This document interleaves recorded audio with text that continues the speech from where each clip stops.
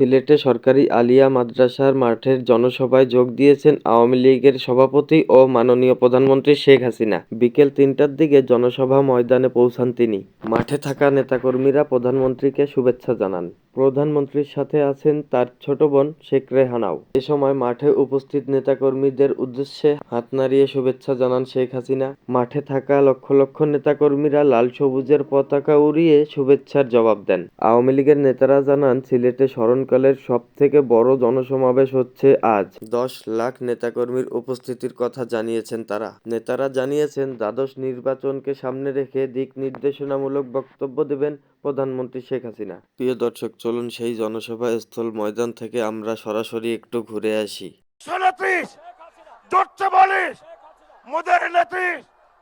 শেখ হাসিনা বঙ্গকন্যা, শেখ হাসিনা, শেখ হাসিনা, শেখ হাসিনা।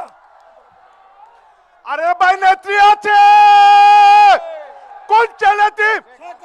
জোর হলো না, তাল মিলিয়ে এই সিলেটে সারা বাংলায় এক নেত্রী। সবাই বলো উন্নয়নের, সমৃদ্ধির, সবাই বলো আরো জুড়ে নেত্রীমদের এই সিলেটে, মৌলভীবাজারে, সুনামগঞ্জে, হবিগঞ্জে, সারা দেশে।